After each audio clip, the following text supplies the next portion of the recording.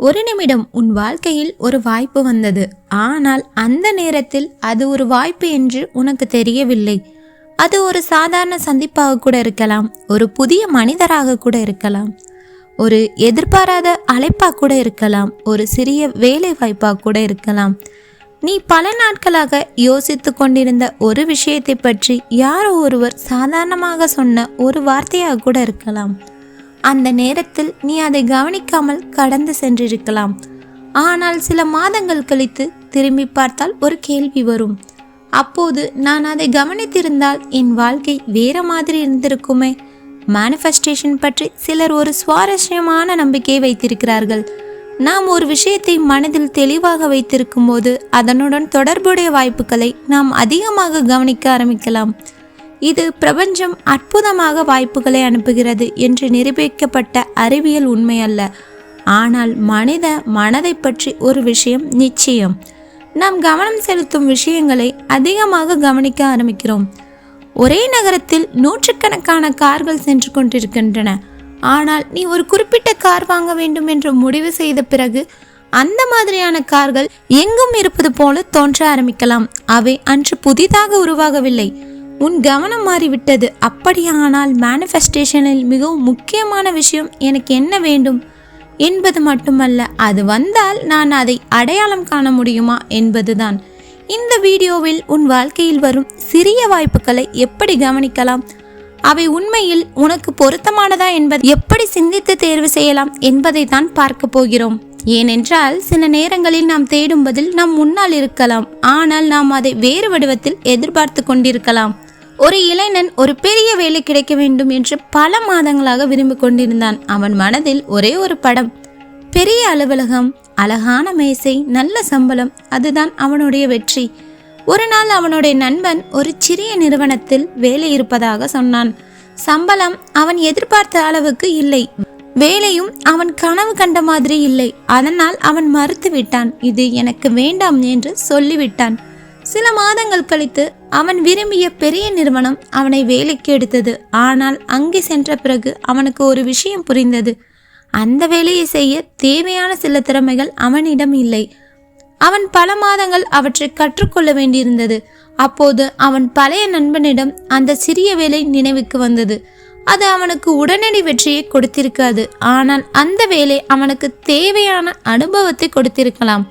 இங்கே ஒரு முக்கியமான விஷயம் இருக்கிறது.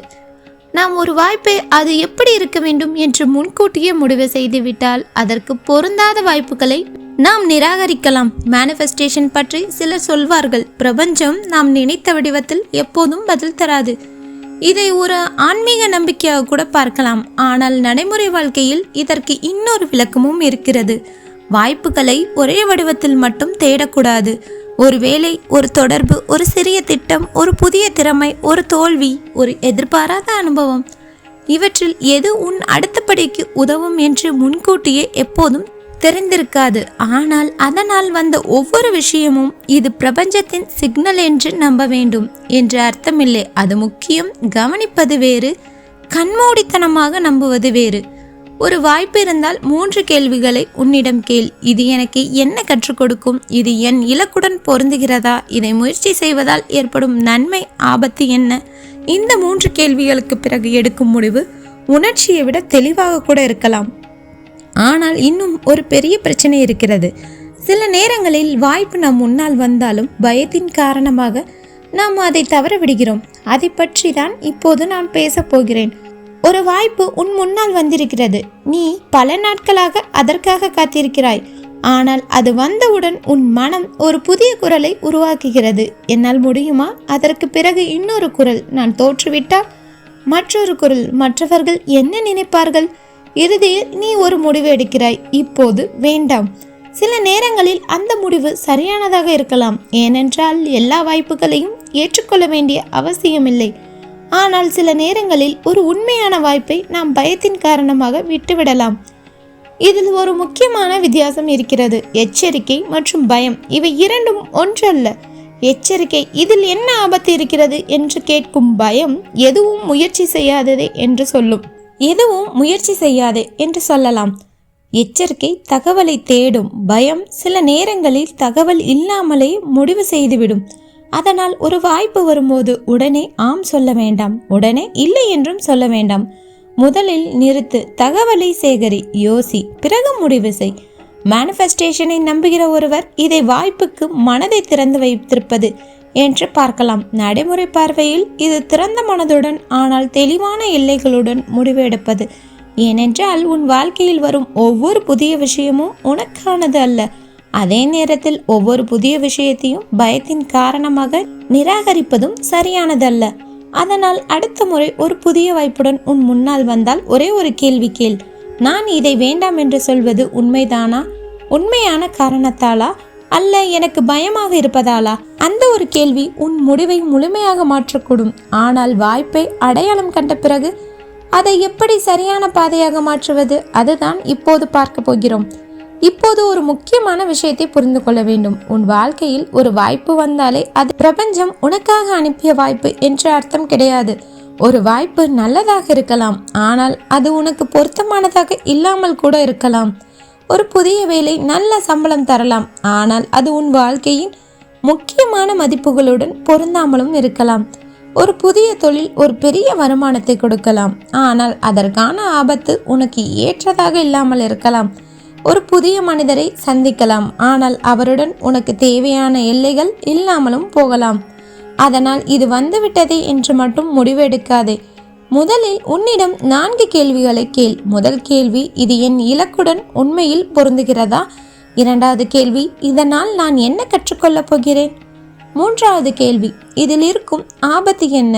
நான்காவது கேள்வி, இந்த முடிவை நான் அமைதியாக யோசித்த பிறகும் ஏற்றுக்கொள்கிறேனா? இந்த 4 கேள்விகளுக்கும் நேர்மையாக பதில் சொல்லு. அதற்கு பிறகு நீ முடிவு செய்.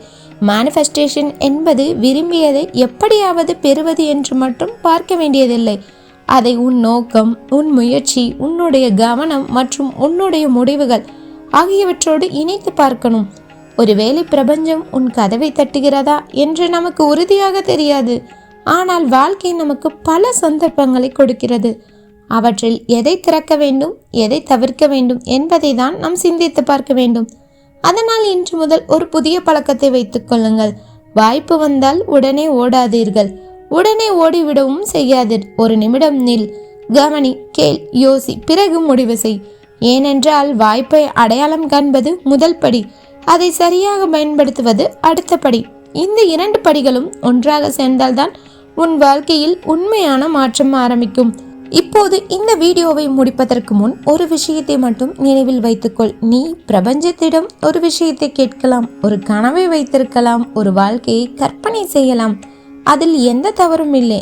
ஆனால் ஒரு நாள் நீ எதிர்பார்த்தது வேறு ஒரு வடிவத்தில் உன் முன்னால் வந்தால் அதை கவனிக்க மறந்து விடாதே. ஒரு புதிய மனிதர், ஒரு புதிய யோசனை, ஒரு சின்ன வாய்ப்பு, ஒரு புதிய திறமை, ஒரு எதிர்பாராத அழைப்பு, ஒரு புதிய பாதை, அது உன் இறுதி இலக்காக இருக்க வேண்டியதில்லை. அது அடுத்த படிக்கு அழைத்து செல்லும் ஒரு அனுபவமாக கூட இருக்கலாம். அதனால் இனிமேல் வாழ்க்கையில் ஏதாவது புதிதாக நடந்தால் உடனே இது எனக்கானதா என்று மட்டும் கேட்காதே. அதோடு இன்னொரு கேள்வியையும் கேள். இதிலிருந்து நான் என்ன கற்றுக்கொள்கிறேன்? அந்த கேள்வி உன் பார்வையை மாற்றலாம். ஏனென்றால் ஒரு வாய்ப்பு உனக்கு நேரடியாக வெற்றியை தராமல் கூட இருக்கலாம். ஆனால் அது ஒரு புதிய திறமையை தரலாம், ஒரு புதிய அனுபவத்தையும் தரலாம், ஒரு புதிய தொடர்பையும் தரலாம், அல்லது உனக்கு எது வேண்டாம் என்பதையும் கற்றுக் கொடுக்கலாம். மேனிஃபெஸ்டேஷனை பற்றி நீ எப்படி நம்புகிறாயோ என்பதுதான் உன் தனிப்பட்ட விஷயமே. ஆனால் ஒரு விஷயம் மட்டும் நடைமுறையில் உன் கையில் இருக்கிறது.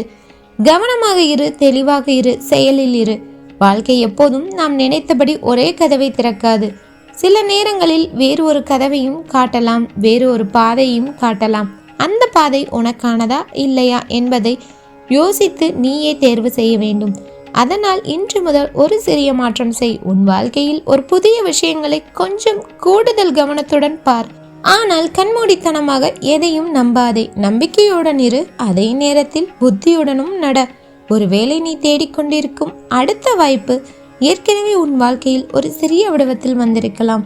நீ அதை கவனித்தாயா? இன்று அந்த கேள்வியை உன்னிடம் கேட்டுப்பார். என் வாழ்க்கையில் நாம் கவனிக்காமல் கடந்து சென்ற ஒரு வாய்ப்பு இருக்கிறதா? அந்த ஒரு கேள்வி உன் கடந்த காலத்தை மட்டுமல்ல, உன் அடுத்த முடிவையும் புதிய பார்வையில் பார்க்க வைக்கலாம். நன்றி. இந்த வீடியோ உங்களுக்கு பிடித்திருந்தால் லைக் செய்யுங்கள். மேனிஃபெஸ்டேஷன் மற்றும் பிரபஞ்சம் மற்றும் வாழ்க்கை பற்றிய புதிய சிந்தனை வீடியோக்களுக்கு நமது சேனலை சப்ஸ்கிரைப் செய்யுங்கள். மீண்டும் அடுத்த வீடியோவில் புதிய சிந்தனையுடன் சந்திப்போம். நன்றி, வணக்கம்.